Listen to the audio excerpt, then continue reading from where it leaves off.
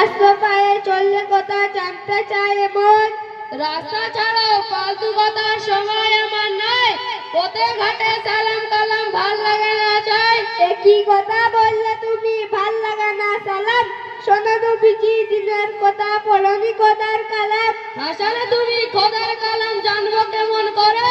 বাপ মায় তো শেখায়নি এসব জন্য করে। মুসলিম করে জন্ম মতে জানতে হবে সব, নাইলে অনেক নারাজ হবে মোদের মহান রব। সত্যি নাকি এসব কথা শুনিনি তো কখনো? আর তুমি এত কিতাব কোরআন কেমন করে জানো?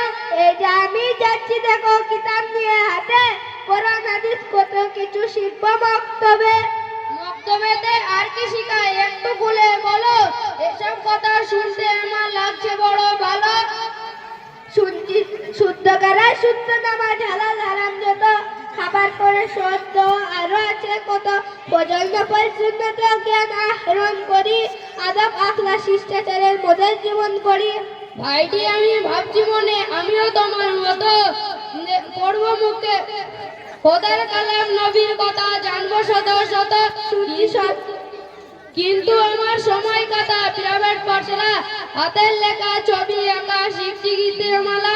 শুনছি সবই, কিন্তু তুমি একটু ভাবো ভাই, আখিরাত তো করছো খারাপ দুনিয়ার কারণ।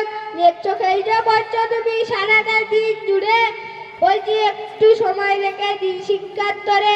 একই বেলা যাও না তুমি গ্রামের মক্তবে, বললে যাবে জীবন তোমার জিতবে আখিরাতে। উচিত কথা বলেছো তুমি প্রিয় গো ভাই। ভাবনা আমার বদলে গেল তোমারই কারণে। আব্বা মাকে বলবো জি তোমার এসব কথা, পড়বো মুখে রাখবো বুকে খোদার কালাম গাথা। আসসালামু আলাইকুম ওয়া রাহমাতুল্লাহি ওয়া বারাকাতুহু। ওয়ালাইকুম আসসালাম ওয়া রাহমাতুল্লাহি ওয়া বারাকাতুহু। মাশাআল্লাহ, খুবই সুন্দরভাবে একটা কবিতা আবৃত্তির মাধ্যমে